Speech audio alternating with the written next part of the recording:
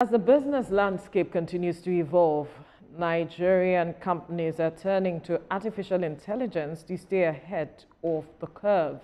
Industry experts agree that AI is revolutionizing the way Nigerian businesses operate, automating routine tasks and providing valuable insights that inform strategic decision-making.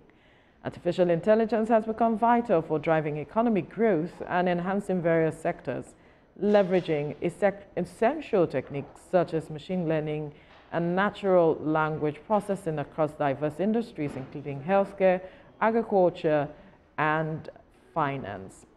Well, we have in the studio with us this morning Jesufemi Adeogun, who is the CEO, New Chip Tech Limited, Chair, E-Grassroots Multipurpose Cooperative Society, to shed more light on this conversation. Good morning. It's good to have you join us. Good morning. Thank you.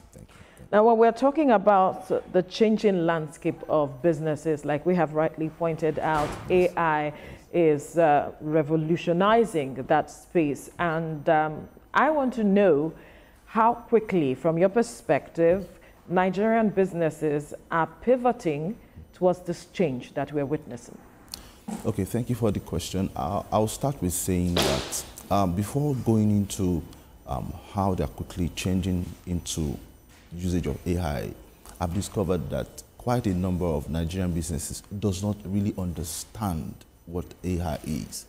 So I'll use this opportunity to say that AI is basically a set of data for a particular thing. For instance, I could put up a set of data that would tell me or communicate to me about you. So that is what AI is. Then it's being built by a machine learning, machine language. So you put the data into a machine and can communicate with humans. So let's say, just like a Google, an advanced Google.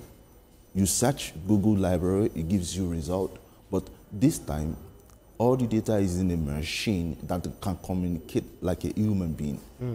So that's what AI is. Now, let's go into the question you asked. How are businesses pivoting into it? I mean, the percentage is actually very, very low because they don't even understand. It's still like when the internet first came. You know, businesses are like, what is this new thing? And everybody's talking about it. So the gap there, especially in Nigeria, is still very, very wide. You find organizations not using anything related to AI, does not even understand it. And it cut across the owners of these organizations, the CEOs, the entrepreneurs. So if they don't know how these things work, if they don't believe in it, how are they going to adopt it? It's very, very simple. So if you look at 2023 report by PricewaterhouseCoopers, they said AI could contribute up to $15.7 trillion to the global economy by 2030, with developing economies like Nigeria poised to benefit significantly. So I'm wondering how businesses that you said, okay, most of them are not really seeing how to strategize to tap into the opportunities AI can bring, but how do you think they can adopt to maximize economic benefits of AI integration to their businesses? What should they do in incorporating it into the businesses? It's very, very simple. Based on the foundation I've already established, do you have processes in your organization? Do you have things you do? All you need to do is either build an AI solution or get off-shelf AI solution. It will amaze a lot of entrepreneurs to discover that there are AI solutions that can take charge of your marketing, that can take charge of your sales, take charge of your development, customer service. I mean, off-shelf. That can, okay, let me say, for instance, you want to do your online campaign. All you need to put is your data, your information of what you want to do. The AI does the whole thing. Create your campaign, create everything. You just sit down. You may have to pay a certain amount of money for the AI to do that, but just go ahead and do everything that you have to hire about 4 different people to do for you. So all you need to do is have someone in your organization that understand how these things work and monitor them. I mean, to make sure that there is no error with what the AI does. So to answer your question precisely, entrepreneurs, I mean business owners, SMEs, need to either hire an AI expert to build these solutions for them or buy off-shelf. and implementing their day-to-day business. In health, there's something called vaccine resistance. And for this one now, it's a matter of innovation resistance because there are doubts. A lot of persons haven't seen reasons why they should adopt this, and that is what you have come to do. And as much as you want to tell them to see reasons, they will always see the negative sides to this, because in recent time, that was sometime last year, we saw that I think a 14-year-old boy engaged with AI and killed himself as a result of committed suicide. Now, when you weigh the options, there are those who say AI has come to take our job, so let's also keep it at bay. I still need to see, people do their job. There's so much concern. How do you address this concern so that people can accept it, to know that it is just to make your job better, easier, and make you efficient, as against you thinking that, okay, there are the downsides. Yes, we know about that. But then, can we look at the positive sides much more? Okay, so I would address what you just said in a very simple way, in a way that those that are listening can understand. First and foremost, what are the downside? What are you afraid of? If you want to do a business, after all your proposal, the investors are interested in what are the risk factors, right? Absolutely. So what is the risk factor? The biggest risk factor is security. Security. Let's say after implementing this, somebody can get hold of the AI and, manipulate it and all that. So the best way to go about it is get an expert involved. Get an expert involved. Like we have been doing in our organization, we have a target for this year to train and empower not less than 10,000 businesses. For free? Yes. 10,000 businesses on AI and the AI applications they can use, and to embrace AI and to consult for them. So when you engage an expert, at least you are guaranteed of what you don't know about. The expert will hold your hand and walk you through the processes. Exactly. Would train your current team, will implement the necessary solutions, and so on and so forth. So you don't have anything to be afraid of. Don't wait till, Nigerians are used to waiting. Don't wait till you hear the news of somebody hit $1 trillion and it was AI that did it. Before you start jumping up and start inquiring, what is this AI? What is this AI? What is this AI? Which is the usual practice. So use an expert. An expert advice, an expert that can walk you through all the processes and implement them for you. And it has about 1,000% increase impact on businesses. That's right. Because everything that has to do with business, the business is automated and makes it faster. You can sell more, you can attend to the customers more. I mean, it gives more of efficiency and so on and so forth. So, the benefits. So how about the security part?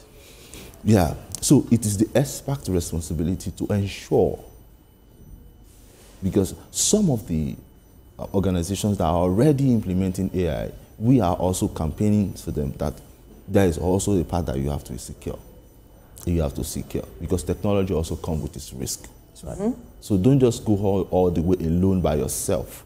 There are loopholes, there are pan testers that are in our organization that we can bring along and say, okay, pan test this solution for us before we deploy it to our customers. So pan testing means they check all the things the hackers are going to, all the loopholes they're going to follow in, and test them as if they are the hacker and see that everything is secure. That's right. So the president actually met with Google CEO recently, and they also look at how they can partner together, ensure that Google AI Lab and all of those things come to place. But if you look at the survey by a Nigeria Communications Commission in 2023, that revealed that 48% of Nigerians have access to broadband internet, which is critical for AI development. And we also have issues with increments, 50% tariff, which NLC is saying that we should all boycott. And SMEs are using this data for AI, for digital literacy, and what have you. So with all of these challenges that impact the infrastructure and everything on the ground, how do you think we would be able to catch up, in the fray when it comes to integrating AI into our day-to-day activities when it comes to businesses? Well, I'll start from saying that it's applaudable what the president did by meeting with the CEO of Google and trying to champion AI in Nigeria. It's applaudable. And what they want to do is specific. They want to increase infrastructure in the cloud, which if you're trying to increase, adopt AI, you have to think about. Secondly, they are trying to increase research and education. Yeah. But the part that I think it's missing is the people that are really in need and are going to drive this AI, which are the businesses, SMEs, and so on and so forth. They need some sort of support. What kind of support? Funding. They need funding. If you look at the business terrain now, it's a bit difficult. From the tariff hike, like you said, and so many other hikes here and there, you know, it's a little bit difficult for businesses to survive. So if we are recommending for them, oh, AI solution will make it faster and all that, they will tell you we are even trying to survive first. We are talking about AI. Can you just leave us first? Let's get better. But if the government can come forward and say, oh, if you're going to use AI, we're going to provide social grant for you. Just a separate arrangement. Anybody that's interested in AI and you have your plan and all that, we're going to provide certain funding for you. Let me give you an example, which I want to encourage the government to do. Do you know there are some countries that are seeking for investors to come into the country with a certain amount of money to give them residency? Yeah, Yes. Why? What stops government from doing? I think Dubai is doing that. Yes, Dubai, Portugal, and so on. Okay, you own a business. I mean, you want to implement AI into your business, and you're ready to go with about 15% share of your company. And there's somebody abroad that wants to come to Nigeria and want to do business, is ready to bring in $200,000, $300,000 to an SME business that has been doing fine, has good cash flow. Right. I mean, that would be a great one. Like, quickly before we wrap up this conversation, do you think that including AI as part of our curriculum in schools will deepen awareness and make people embrace it as we want it? Okay, so I'll answer that question and I'll add to it. Yes, it will. I mean, putting it into our curriculum, yes, it will help a lot because that's help with foundational education of AI.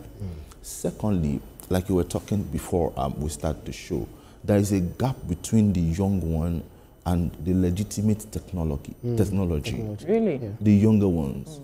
Most younger ones now, I don't mean the children of the elite. I mean children of, you know, those that are not elite.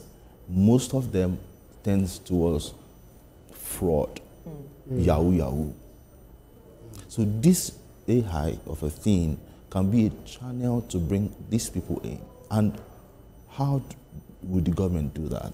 The government only need to provide a means for them to see it as a means of making money, because it's all about the money. They see the likes of the entertainers, I don't want to mention names, you know, living large and all that. They believe, you know, you've been working for how many years? Yeah. I mean, can you drive that kind of car? Okay, inflation is very high. At least I need something that can give me about $1 million, $2 million a month. But do we have the right number of experts in the country? Even if we say we want to adopt it as part of our curriculum for schools, do we have the right number of experts that can teach this in schools? That's on the one hand. And then you raised a critical issue, fraud. We've seen that, and we've also seen deep fakes, and we've seen misinformation, disinformation going on as a result of all of this that you're talking about, AI and the likes. It's a threat. Do you see it as such? So, for me, I would say that the government is trying. I mean, the new government is trying. I will give it to the Minister of Digital Economy, Bosun Tijani. I will give it to him, but I think they can do more. You know, the project of training 3,000 youths per year is actually applaudable, and it cuts across digital trainings, but we can do more. Youths out there are more than 3,000, and they should focus on those that are less privileged, those that are not being cared for, those that their parents are not available. Because those are the ones that I don't want to share my story of how they hacked my account and how I recovered it back. It was just a 18-year-old boy that did it. Wow. 18-year-old boy. I was shocked. And he told me, he said, how come you can't protect your account? Didn't you see this thing is supposed to be like this, like this? 18-year-old. So I'll encourage the minister, you should go into the streets. These guys are waiting for you. Go and meet them. That's right. That's right. So if you look at fintechs, they are also revolutionizing the banking industry, because I use a lot of fintechs and they make banking easy for me, because the intention is to also help those underserved. Do you think we are already getting there with the proliferation of fintechs coming into? I don't want to begin mentioning them. I know that you have a list of them in your head. So how can they come in, or are they already coming in so much so that we can say yes, Nigeria is still playing catch up? She also expressed the fear of job losses. If you look at we have a 33% unemployment rate in the country, and some people who are getting and tapping into AI are thinking of how to turn it into that fraud level. So do you think organizations are imbibing this together so much so that they still maintain the quality hands they have in their job spaces? Okay, so in regards with fintechs, I would say that Nigeria is not doing badly when it has to do with fintechs. We have the numbers, we can still do more. And yes, the government is supporting, but in terms of funding, the government is not. We have to start from funding. Most of the... Not that the government is not doing it, but it's not enough. It's not enough, yes, it's not enough. Most of the big unicorn fintechs that Nigeria can be proud of got their funding from outside this country, foreign investors. It has even gotten to the point that foreign investors don't want to invest in anything that's not fintech. One, they can monitor it from where they are. Yeah. Two, we have the numbers. Right. So if you are pitching something to them that is not fintech, they are a bit slow to. So the government needs to look into, empowering our people, Nigerian businesses and youths, with funding so that they can go more into ideas. We've got ideas, but it's just the support that is not really there. We'll have to leave the conversation here now. Thank you so much, Jesufemi Adeogun, CEO, New Chip Tech Limited, Chair, E-Grassroots Multi-Purpose Cooperative Society. Thank you for your time. Thank you so much. Thank you for having me. Right.